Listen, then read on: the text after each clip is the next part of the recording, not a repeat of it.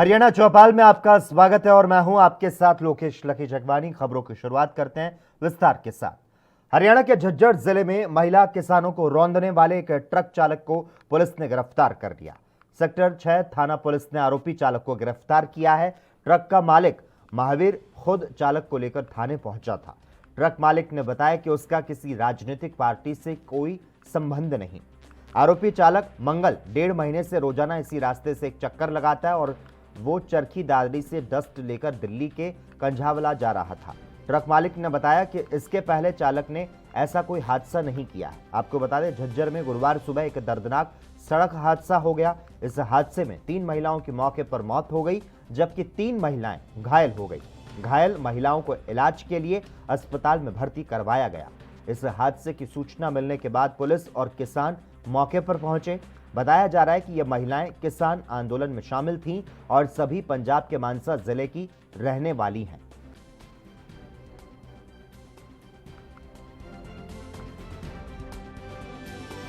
Truck वाले ने footpath से बैठिया थी, उन्होंने लिया के ऊपर ट्रक झाड़ दिया। 2 तो यहाँ मर गई, एक अस्पताल में जाके मर गई, 2 ठीक ने, 6-7 बुढ़ियाँ ठीक हैं। किसान आंदोलन में शामिल होने भी था और उस जगह रोड भी कुछ खराब है। बाकी ट्रक में ड्राइवर की क्या हालत थी, एक बार पूछताछ के बाद क्लियर स्थिति हो पाएगी, तो उसकी एक बार पहचान के बाद में, राउंड अप होने के बाद में हम बेहतर स्थिति में बता पाएंगे। मगर पोस्टमार्टम की प्रक्रिया जो है हमारी तरफ से, पुलिस की तरफ से कागजात तैयार किए जा रहे हैं और जो किसान भाई हैं, उनके जो नेता हैं, उनसे हम बात कर रहे हैं ताकि इस मामले को जैसे ही ड्राइवर भी गिरफ्तार होगा तो अकॉर्डिंगली उनको इन्फॉर्म भी किया गया अभी तक की घटनाक्रम के बारे में, और आगे जो है उनके 3 कृषि कानूनों को निरस्त करने की मांग को लेकर आंदोलन कर रहे किसानों के टिकरी बॉर्डर पड़ाव में झज्जर बहादुरगढ़ रोड पर बाईपास के फ्लाईओवर के नीचे पंजाब के निवासी 3 किसान आंदोलनकारी महिलाओं की डंपर से कुचले जाने से मौत हो गई। हादसे में 2 महिलाएं घायल हुई। सभी महिलाएं मानसा की निवासी थी। गुरुवार सुबह करीब 6:15 बजे यहां कुछ महिलाएं और पुरुष स्थानीय रेलवे स्टेशन जाने के लिए ऑटो रिक्शा का इंतजार कर रहे थे। उन्हें पंजाब जाना था। महिलाएं डिवाइडर पर बैठी थी कि तेज गति से आए डंपर ने उन्हें रौंद दिया। इस घटना के बाद मौके पर जांच के लिए झज्जर के एसपी वसीम अकरम पहुंचे और किसानों से मामले को लेकर बातचीत की।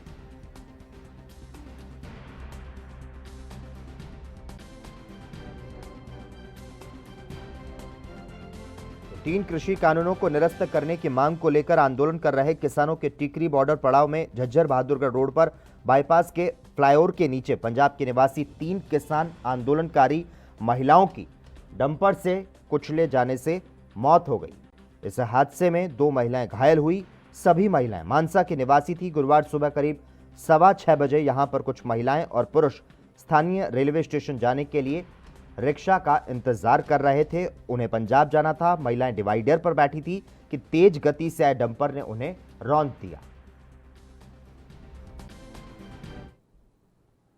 हरियाणा में भारतीय जनता पार्टी सरकार के 7 साल पूरे हो चुके हैं और ऐसे में बीजेपी सरकार 7 साल में चौतरफा विकास के मुद्दों की ताल ठोक रही है, तो वहीं विपक्षी दल लगातार सरकार पर हमलावर हैं।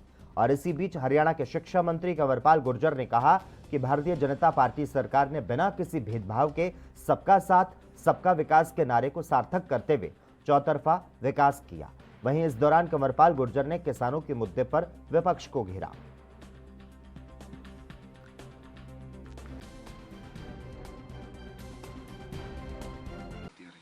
देखिए, सरकार की सबसे बड़ी उपलब्धि मैं जो मानता हूँ वो ये है कि जनता के अंदर विश्वास पैदा करना। जनता ने के बीच में एक इस प्रकार का विश्वास था कि किसी के पास कितनी भी योग्यता है, लेकिन अगर उसके पास सिफारिश नहीं है, पैसा नहीं है, तो उसको सरकारी नौकरी नहीं मिल सकती। लेकिन वर्तमान सरकार ने जिस प्रकार से मेरिट के ऊपर नौकरियां दी, तो आज उससे जनता में उसका विश्वास कायम हुआ कि नौकरी जो मिलेगी यही हुआ तब होगा। और पिछली सरकार इस बात के लिए काफी बुरी तरह बदनाम भी थी कि डेवलपमेंट में भेदभाव हुआ। लेकिन जैसे ही ये सरकार बनी तो इसने एक बात कही मुख्यमंत्री जी ने कि हरियाणा एक हरियाणवी। देखिए, विपक्ष के पास कोई मुद्दा है ही नहीं, इसीलिए उन्होंने एक झूठ लेके आए और वो कहा कि 3 काले कानून लेके आएंगे।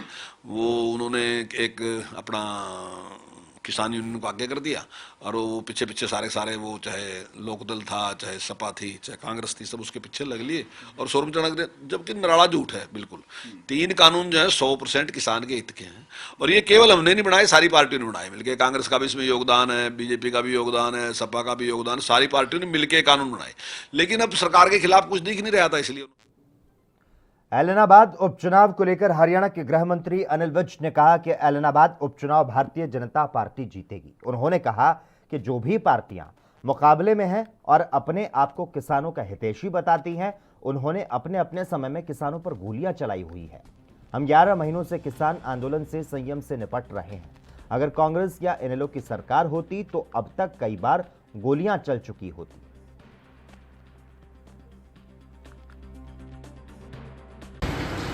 ऐलनाबाद में भारतीय जनता पार्टी शर्तिया चुनाव जीतेगी।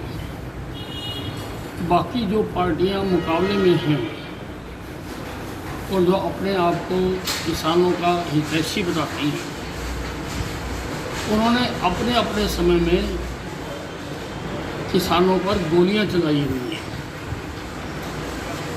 हम 11 महीने से किसानों के आंदोलन के साथ निपट रहे हैं, संयम से निपट रहे हैं। अगर इन पार्टियों की सरकार होती, कांग्रेस की चाहे इनेलो की। मुख्यमंत्री मनोहर लाल ने कहा कि जब 2014 में बीजेपी की सरकार बनी थी तब उन्होंने अपने चुनावी घोषणा पत्र में पारदर्शी और सुशासन का दावा किया और पिछले 7 सालों में सरकार ने अपने दावे को बरकरार रखते हुए जनता का विश्वास जीतने का काम किया। और क्या कुछ कहा उन्होंने, सुनाते हैं आपको। खसूट की सरकारें, दबंगई की सरकारें, भ्रष्टाचार की सरकारें, नौकरी के लिए भी अपने पिताजी को बाबू को कहते थे, बाबू 1 किला बेच, पैसे दे, नौकरी खरीदूंगा। मां को कहते थे, मां अपनी टूम बेच दे, पैसे दे, नौकरी खरीदूंगा। अब कोई नौकरी खरीदनी पड़ती है? नहीं खरीदनी पड़ती ना।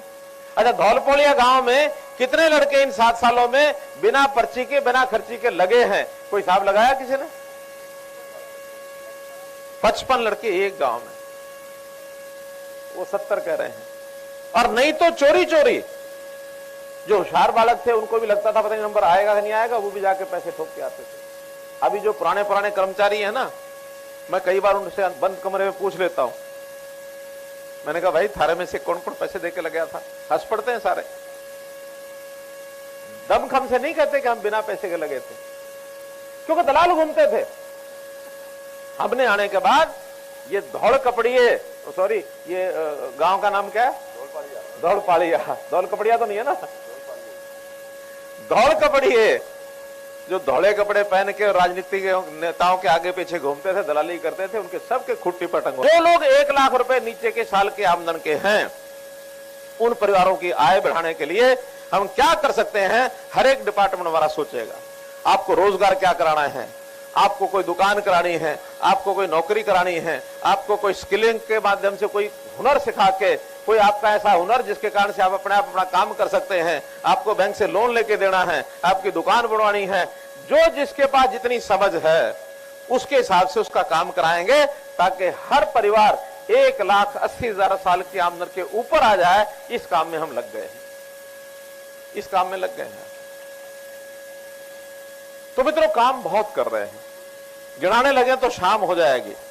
लेकिन मेरा ये कहना है, पहली बात मैंने बताई कि वोट सरकार में शामिल होने के लिए डालना है, और दूसरी बात इसलिए बताई कि अगर आप गोविंद कांडा को भारतीय जनता पार्टी कमल के निशान पर जिता देते हैं तो हमारे जो 7 साल के काम हैं, जिसके बारे में आप कह रहे हैं कि अच्छे हैं, उसके ऊपर भी मोहर लग जाएगी। एक ऐसा व्यक्ति जिसके दबाव में हम हमेशा दहशत में रहते थे, उसको मिलने भी जाते थे, लोग बताते हैं कि हम पहले पूछते थे कि आज नेताजी का मूड कैसा है।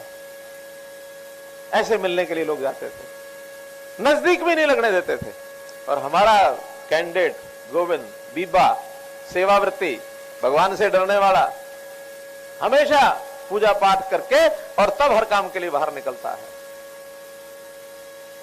भले ही साधन संपन्न है, लेकिन कोई गरूर नहीं है, कोई घमंड नहीं है। और एक तरफ इतना घमंड है कि आदमी को आदमी नहीं समझता, वो आदमी ऐसे आदमी के साथ मुकाबला है। अब सोचना आपने है कि एक पंथ कई काज, निर्भयता, निडरता, हमारे काम के ऊपर मोहर, और आपको सरकार में शामिल होने वाला एक विधायक जब चाहो उसके बाद जाकर के हमारे पास संदेश भेज देना। आधी रात को जितने काम किए हैं उससे ज्यादा काम, डबल काम। कांग्रेस के राष्ट्रीय महासचिव रणदीप सिंह सुरजेवाला ने 7 साल पूरे होने पर हरियाणा सरकार को एक पत्र लिखा है, जिसमें कई सवाल उन्होंने सरकार से किए हैं। सुरजेवाला ने इस पत्र में मुख्यमंत्री मनोहर लाल पर जमकर तंज कसे। सुरजेवाला ने कहा कि आज हमारे उत्सवजीवी मुख्यमंत्री के रूप में आपकी ताजपोशी को 7 साल पूरे हो रहे हैं। समझ नहीं आ रहा कि इस अवसर पर मैं आपको बधाई दूं या घोर नाकामियों का आईना दिखाऊं। सुरजेवाला ने कहा कि औपचारिकता का तकाजा है कि मैं आपको मुबारकबाद दूं और जनता के हालातों को देखूं तो आपको आईना दिखाते हुए नसीहत देने का ही मन करता है। उन्होंने कहा कि 26 अक्टूबर 2014 को जब आपकी ताजपोशी हुई, उस समय हरियाणा प्रदेश देश ही नहीं पूरी दुनिया के आकर्षण का केंद्र था। पिछले 7 वर्षों के दौरान आपकी सरकार के घोर कुशासन, चौतरफा भ्रष्टाचार, संघवाद और बेलगाम अफसरशाही ने प्रगति के पथ पर सरपट दौड़ रहे हरियाणा प्रदेश को बर्बाद करके रख दिया। जिस हरियाणा में आजादी के उपरांत कभी कोई दंगा नहीं हुआ, उस प्रदेश को आपकी सरकार ने 3 बार बड़ी खूनी हिंसा झेलने पर मजबूर कर दिया। इन हिंसक घटनाओं में जितने लोगों को प्राण गंवाने पड़े, इतने नागरिकों की मौत तो शायद जम्मू कश्मीर में भी नहीं हुई।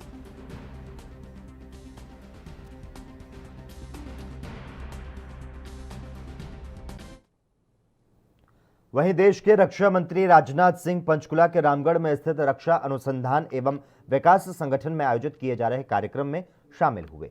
उन्होंने टर्मिनल बैलिस्टिक रिसर्च लेबोरेटरी में तकनीकी सुविधाओं का शुभारंभ किया। राजनाथ सिंह ने कहा कि पूर्व राष्ट्रपति एपीजे अब्दुल कलाम कहते थे कि दुनिया में भय की जगह नहीं, एक शक्ति ही दूसरी शक्ति का सम्मान करती है। भारत को हम सशक्त बनाना चाहते हैं ताकि दुनिया में बड़ी से बड़ी ताकत के सामने आंख झुकाकर नहीं बल्कि आंख में आंख डालकर बात कर सके।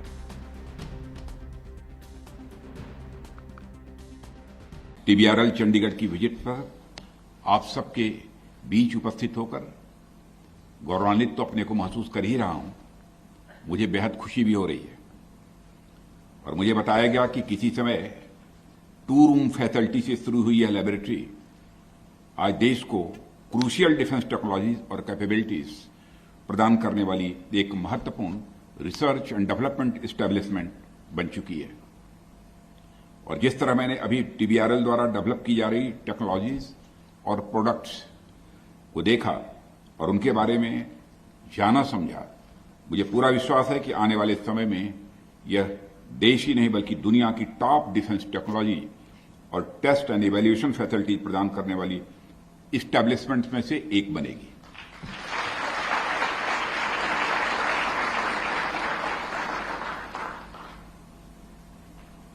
और आज जब मैं इस कैंपस में आया, जब कुछ चीजों को देखा, कुछ चीजें ऑपरेट भी की गई हमारे सामने, उसको भी मैंने देखा, तो मैंने कहा ऊपर वाले से कि मेरी दिवाली तो हो गई।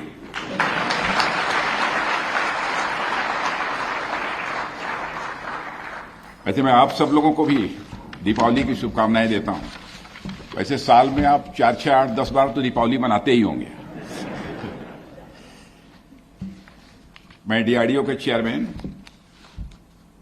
डॉक्टर जी सतीश रेड्डी और टीबीआरएल के डायरेक्टर श्री प्रतीक किशोर और इस लैबोरेटरी से जुड़े हमारे सभी साइंटिस्ट और इंजीनियर्स को मैं हार्दिक बधाई देता हूं, शुभकामनाएं देता हूं। लेकिन इतने से ही मैं संतुष्ट नहीं हूं। मैं आप सभी वैज्ञानिकों का शीश झुकाकर हार्दिक अभिनंदन करता हूं। हरियाणा के बहुचर्चित रेवाड़ी गैंगरेप मामले में 3 साल के बाद नारनौल की crime against women special court ने 3 युवकों को दोषी करार दिया है और 5 आरोपियों को बरी कर दिया गया। न्यायाधीश मोना सिंह की अदालत तीनों को शुक्रवार को सजा सुनाएगी। 12 सितंबर 2018 को रेवाड़ी के कोसली क्षेत्र के रहने वाली 12वीं क्लास की सीबीएसई टॉपर छात्रा के साथ गैंगरेप की वारदात हुई। पीड़ित छात्रा उस दिन अपने घर से महेंद्रगढ़ जिले के कनीना में कोचिंग के लिए गई। कनीना बस स्टैंड से मुख्य आरोपी नीशू फोगाट, पंकज फौजी और मनीष ने उसे कार में अगवा कर लिया। पानी में नशीला पदार्थ पिलाकर उसे बेहोश किया गया। बेहोशी की हालत में वो उसे एक सुनसान जगह घर में ले गए, जहां तीनों युवकों ने उसके साथ गैंगरेप किया। उसके बाद लड़की को छोड़कर फरार हो गए। और इतना ही नहीं, लड़की की लोकेशन के बारे में सूचना भी दोषियों ने ही उनके परिजनों को दी। इस वारदात के बाद परिजन पुलिस के पास पहुंचे तो उनकी सुनवाई नहीं हुई।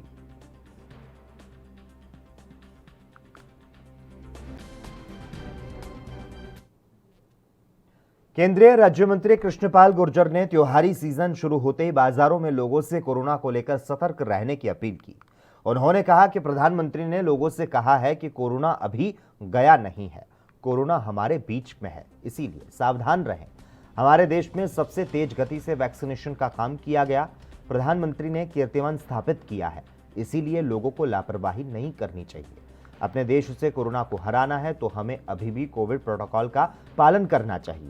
इसीलिए सभी को अपना ध्यान खुद रखना पड़ेगा। सामाजिक दूरी बनाकर रखें, भीड़भाड़ से बचकर रहें। कहीं बाहर या मार्केट में जाएं तो मास्क लगाकर रखें। हाथों को बार बार धोते रहें और सबसे महत्वपूर्ण बात, वैक्सीनेशन जरूर करवाएं। अगर इन जरूरी चीजों को लोग अपना लेंगे तो ही कोरोना से जीत पाएंगे।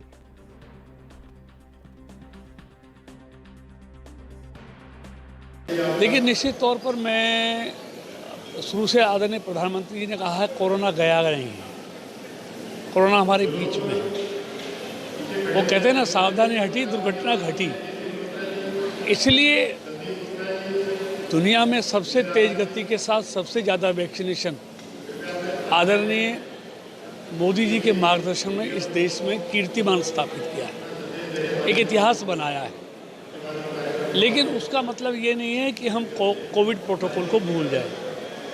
अगर कोरोना को हराना है तो हमको अभी भी कोविड प्रोटोकॉल का ध्यान रखना होगा।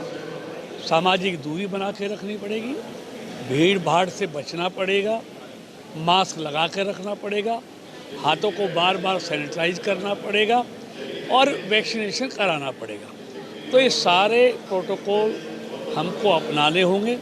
इसी कोरोना से अभी पीछा छूटा नहीं कि चंडीगढ़, पंचकुला और मोहाली में डेंगू ने कहर बरपा लिया। पंचकुला में 519, मोहाली में सबसे ज्यादा 2276, जबकि चंडीगढ़ में 669 केस अब तक आ चुके हैं। अस्पतालों में हालात ये हैं कि मरीजों के लिए बेड तक उपलब्ध नहीं है। कई जगह स्ट्रेचर पर इलाज चल रहा है। तो दूसरी ओर स्वास्थ्य विभाग का ये दावा है कि पिछले वर्षों की तुलना में 300 गुना ज्यादा राहत और बचाव कार्य किए गए। हालांकि उसका दावा हकीकत के आईने में चकनाचूर नजर आता है।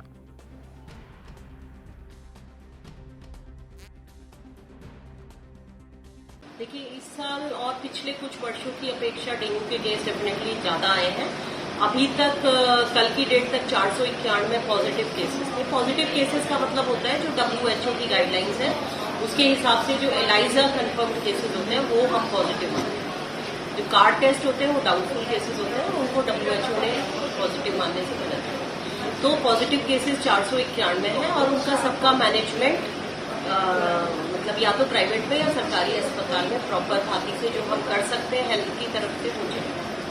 जैसे कि बेड की लेके एक होता है कि कहीं बेड करना पड़ता है, क्योंकि कोरोना में मैंने देखा बेड बहुत ज़्यादा तादाद थी, लेकिन अब अगर बेड्स की बात करें तो अभी क्या स्थिति है? देखिए, बेड क्या होता है ना, एक डेफिनेट नंबर होता है और जब कभी इस तरह की मतलब अनकही इवेंट हो, बेसिकली अनएंटिसिपेटेड इवेंट, कोई एपिडेमिक, कोई पेंडेमिक, कोई आउटब्रेक, तो उस समय कितने मरीज आएंगे ये कहना पहले से मुश्किल होता है। तो बेड्स को ये होता है कि हम मैनेज करते हैं। जैसे अभी मेरे जो कोविड के लिए रिजर्व बेड्स थे, तो क्योंकि कोविड के मरीज कम है तो अभी मैंने कोविड वार्ड जो बना रखा था डेजिग्नेटेड, वो भी डेंगू के मरीजों के लिए खोल दिया है।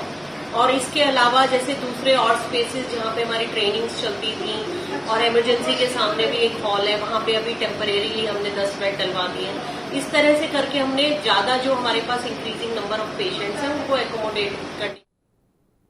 उधर सोनीपत जिले में लगातार डेंगू के मरीज बढ़ते जा रहे हैं। स्वास्थ्य विभाग की तरफ से डेंगू पर नियंत्रण के लिए ठोस कदम नहीं उठाए जा रहे।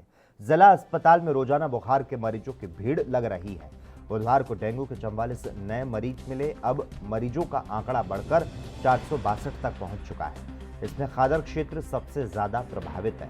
यहां जल भराव के कारण हालात भयावह होते जा रहे हैं। यहां बुखार से पीड़ित ज्यादा लोग मिल रहे हैं।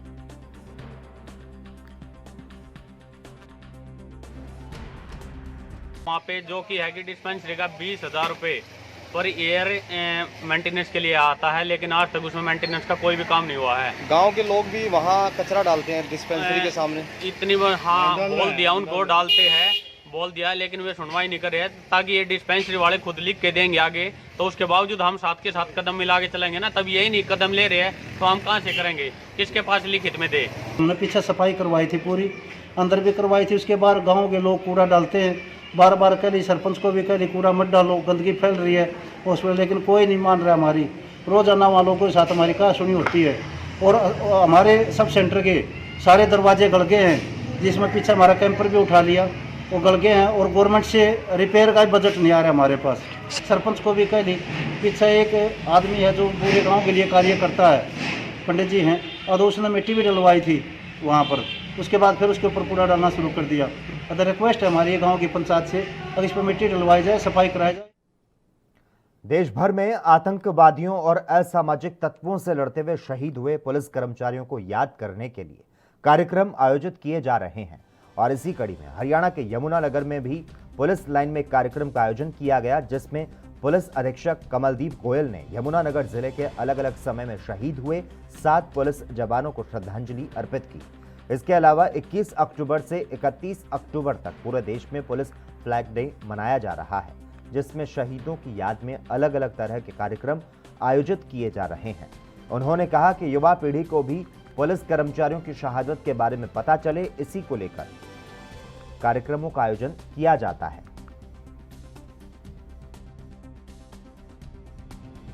21 अक्टूबर को हम पुलिस कमेमोरेशन डे मनाते हैं और उस दिन पुलिस लाइन में कार्यक्रम आयोजित किया जाता है। देश भर में, देश की हर पुलिस लाइन में ऐसा कार्यक्रम आयोजित किया जाता है, जिसमें बीते 1 साल में जितने भी पुलिस के जवान शहीद हुए हैं उनके नाम पढ़े जाते हैं, उनको श्रद्धांजलि दी जाती है। तो 21 अक्टूबर 2021 को भी ऐसा ही एक कार्यक्रम पुलिस लाइन में हुआ था और यह भी निर्णय लिया गया है हमारे पुलिस मुख्यालय के द्वारा या भारत सरकार के द्वारा कि 21 अक्टूबर से 31 अक्टूबर तक पुलिस फ्लैग डे मनाया जाए और इन सभी दिनों के अंदर जो शहीद है, उन पुलिस के जो शहीद हैं उनको याद किया जाए। तो उसी सीरीज में आज का कार्यक्रम है। इस कार्यक्रम की शोभा बढ़ाने के लिए विशेष रूप से मधुबन से पुलिस बैंड। अंबाला में बुधवार को किसानों की तरफ से ज्ञापन सौंपा गया था, जिसमें उन्होंने काफी मांगे लिखी थी, जिनमें से एक मांग थी कि आलू की फसल बोने के लिए उन्हें पर्याप्त मात्रा में डीएपी नहीं मिल रहा। वहीं समस्या को सुनते हुए आज एसडीएम ने मंडी में औचक निरीक्षण किया, जिसमें उन्होंने दुकानदारों को बताया कि किसे किस प्रकार और कितनी मात्रा में डीएपी देना है। इस औचक निरीक्षण पर लोगों ने एसडीएम का आभार व्यक्त करते हुए कहा कि ऐसे बड़े अधिकारी आम जनता की समस्या को तुरंत प्रभाव से समझाते हुए बहुत कम दिखाई देते हैं और वे उनमें से एक हैं।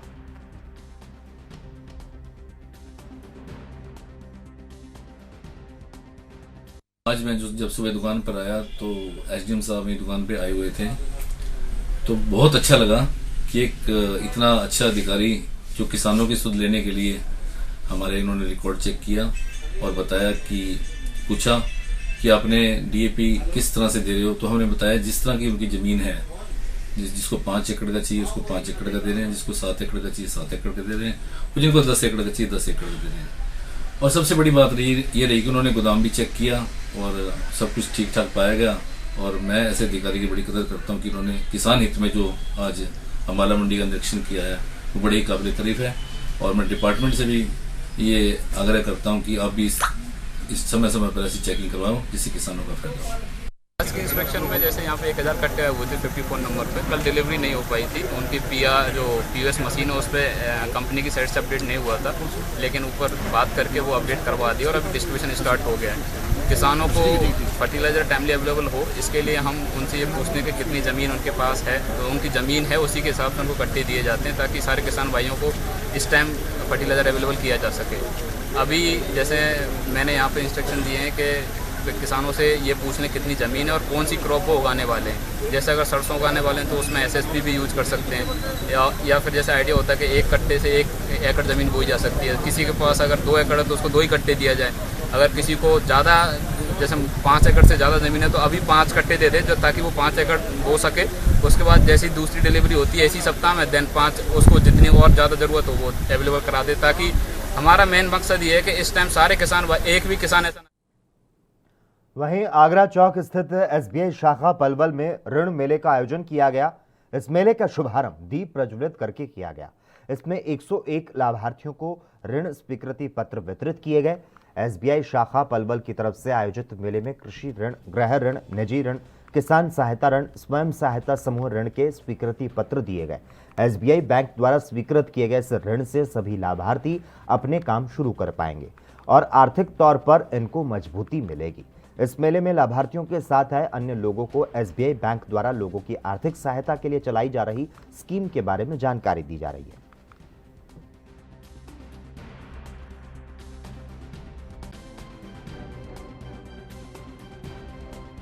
देखिए, ऋण वितरण से निश्चित रूप से आर्थिक समृद्धि जो है आती है। भारतीय स्टेट बैंक हमेशा अग्रणी रहा है।